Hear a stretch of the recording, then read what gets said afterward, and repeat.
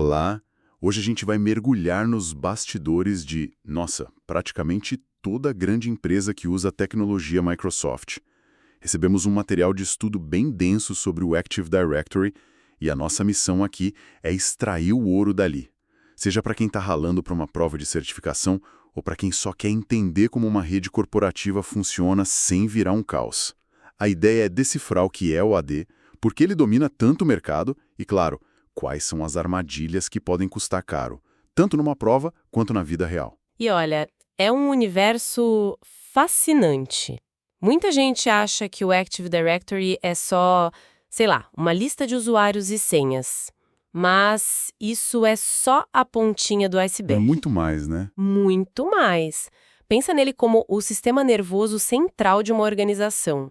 É ele que garante que a pessoa do financeiro não tenha acesso aos arquivos de engenharia, por exemplo, que o seu login funcione em qualquer computador da empresa e que as políticas de segurança sejam aplicadas de forma consistente, do estagiário ao CEO. Sim, ele seria a anarquia digital, basicamente. Totalmente. E ao abrir as fontes, a primeira coisa que salta aos olhos é a terminologia. Parece que a gente está entrando numa aula de biologia, não de TI. Floresta, árvore, domínio. A impressão que dá é que é algo complexo de propósito, sabe? A analogia é um pouco dramática, mas ela até que ajuda a visualizar a hierarquia. No topo de tudo você tem a floresta. Pensa nela como a fronteira máxima de segurança. Ela é a empresa inteira, tipo empresaglobal.com. Ok. Dentro dessa floresta, você pode ter uma ou mais árvores, que são conjuntos de domínios. Eles compartilham um nome em comum, como vendas.empresaglobal.com, marketing.empresaglobal.com. E o domínio é a unidade principal onde as coisas realmente acontecem. Tá. Essa estrutura macro faz sentido para organizar uma corporação gigante. Entendi. Mas e no dia a dia? Onde o administrador de redes realmente vive? Onde a mágica acontece para garantir que, por exemplo, o RH tenha regras totalmente diferentes do pessoal de TI? Ótima pergunta, porque ela nos leva ao coração da administração do AD, a unidade organizacional ou simplesmente a U. A U, claro. Exato. Enquanto a floresta e os domínios são a fundação da casa, as OUs são os cômodos onde a gente organiza a mobília. É dentro de uma OU que a gente agrupa os objetos, que são o quê? As representações digitais de usuários, computadores, impressoras. Tudo. Por diante. Ah, então é aí que a delegação de poder acontece. Eu posso, sei lá, dar a um gerente de TI júnior o poder de resetar senhas só para o pessoal da OU Vendas, sem que ele possa mexer nas contas dos diretores, que estariam em outra OU. Exatamente. As OUs são a ferramenta mais importante para delegar controle de forma granular. E mais importante ainda, para aplicar políticas de segurança específicas. E isso já nos leva para os motores que fazem tudo isso funcionar. O principal deles são os controladores de domínio. Os famosos DCs. Eles são os porteiros e os cérebros da rede, tudo ao mesmo tempo, certo? É uma ótima analogia. Os controladores de domínio, os DCs, são os servidores que guardam o cofre.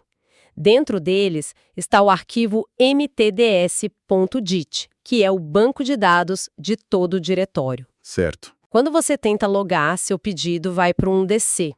Ele verifica sua identidade e diz o que você pode ou não acessar.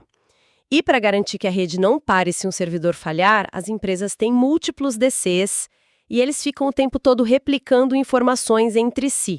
Entendi. E não é só isso, eles também dividem entre si umas funções super críticas, as FSMO roles, que são papéis únicos para garantir que a casa não caia.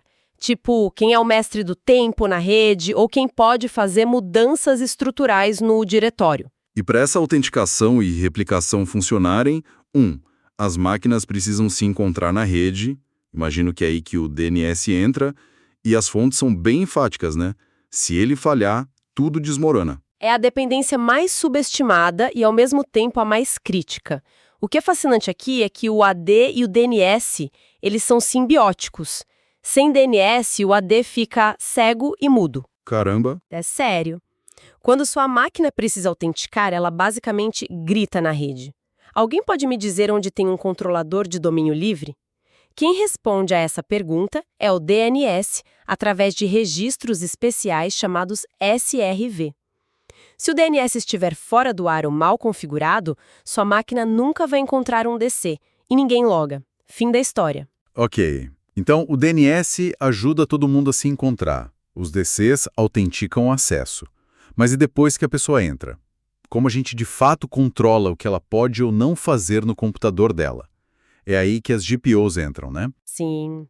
E aqui a gente está falando do maior poder e também do maior risco de um administrador de redes. As GPOs, os Group Policy Objects, são o bisturi ou a marreta do AD.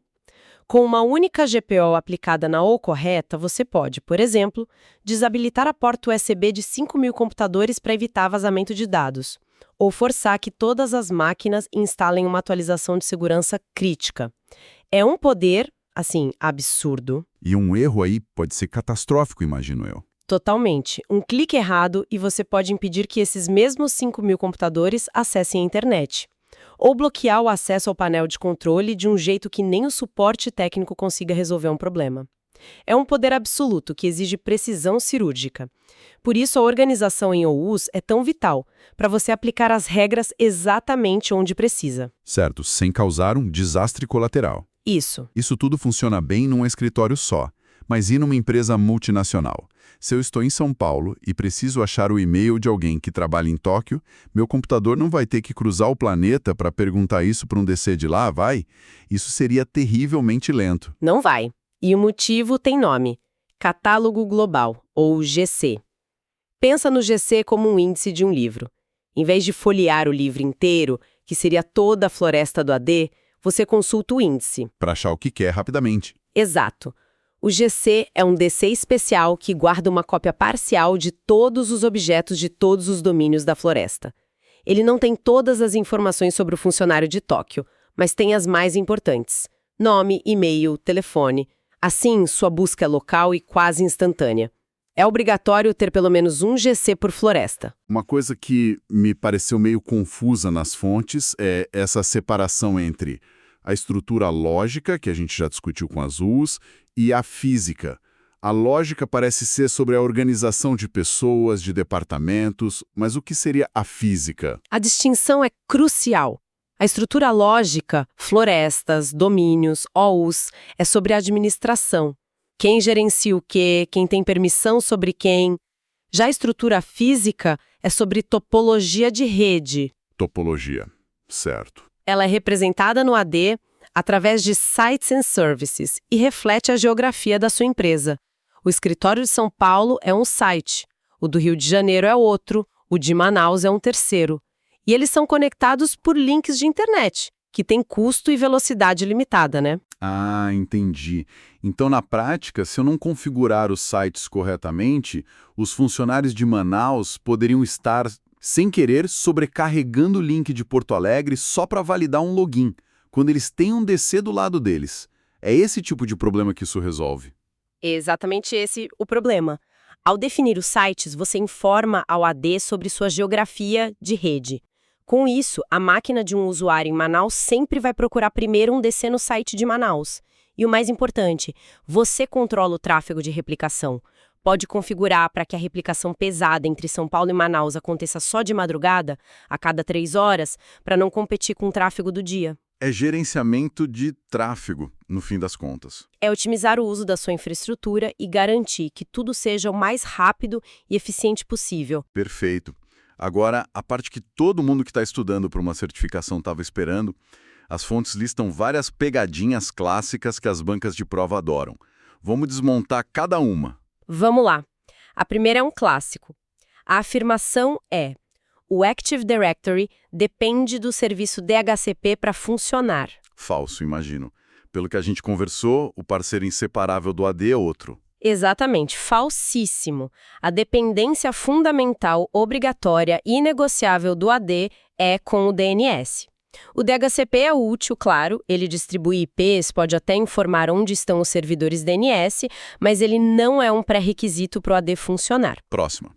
E essa parece que derruba muita gente.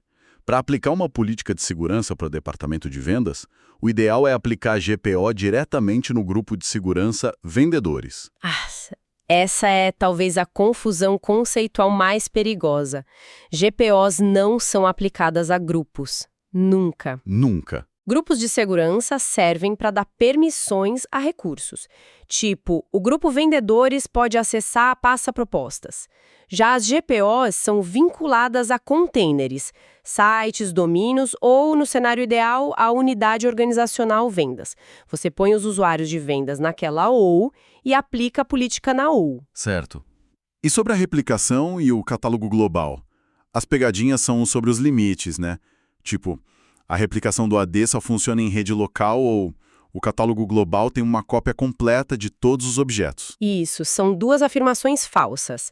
A própria existência dos sites que a gente acabou de ver é a prova de que a replicação é projetada para funcionar em redes de longa distância, as WANs. E o catálogo global seria inútil se tivesse tudo, né? Ele perderia o propósito.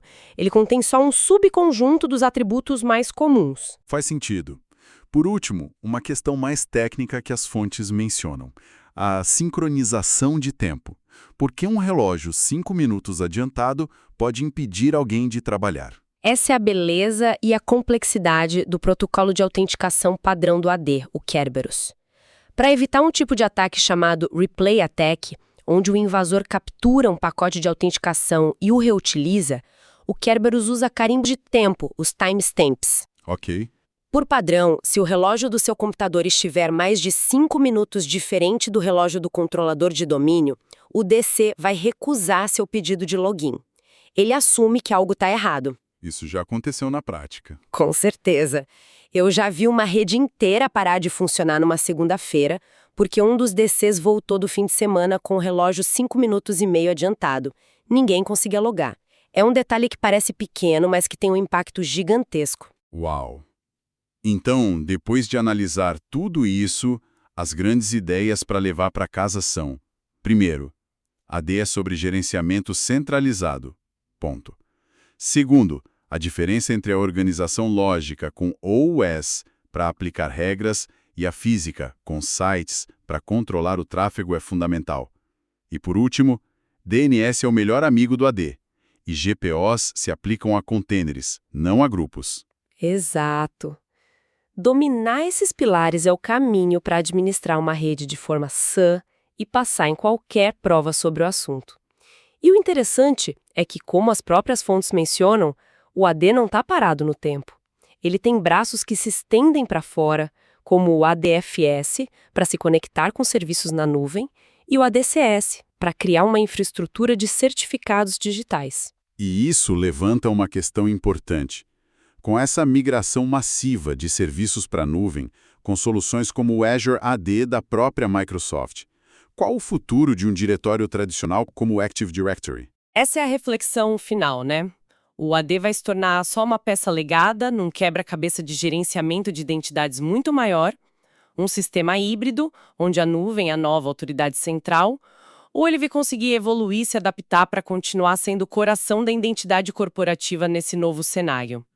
A resposta ainda está sendo escrita, mas uma coisa é certa: os conceitos de hierarquia, política e segurança que nasceram com ele